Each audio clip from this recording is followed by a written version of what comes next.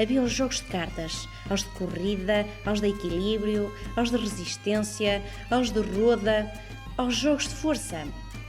Estes jogos eram jogados pelos homens nos domingos, nos terreiros das aldeias e nas festas e feiras, como na festa de Lenajo, realizada a inícios de setembro.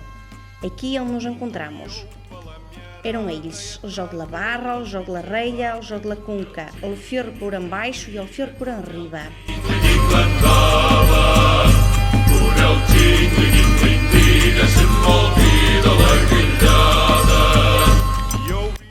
O jogo da barra podia ser jogado por 2 ou mais jogadores. Era preciso para este jogo uma pedra, de preferência de cantaria, com um peso arrimado a 10 kg ou algo mais. Era feita uma raia no solo, para marcar-se o lançamento de bola num balde. O objetivo do jogo ia saber qual é o jogador que consiga tirar a barra para mais longe da raia.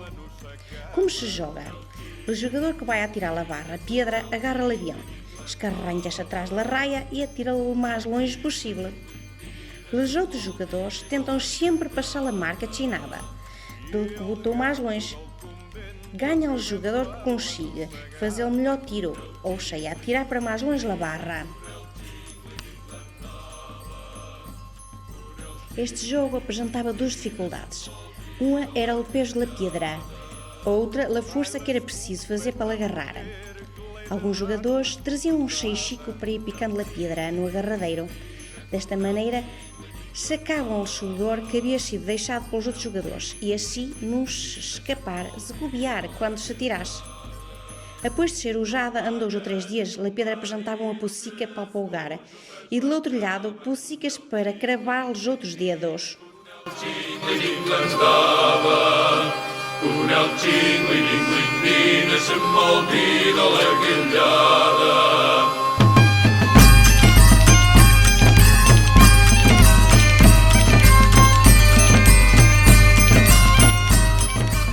O jogo da relha era jogado da mesma forma que o da barra, mas em vez de ser com a pedra pesada, era com a relha, que usavam nos arados para trabalhar a terra. Para terminar, quero dizer-vos que os jogos foram importantes, porque ajudavam-nos a ocupar os tempos livres. Através deles fazíamos amizades. Como dizia o professor e historiador Hermínio Bernardo, os jogos contribuíram para um encontro entre os povos e culturas.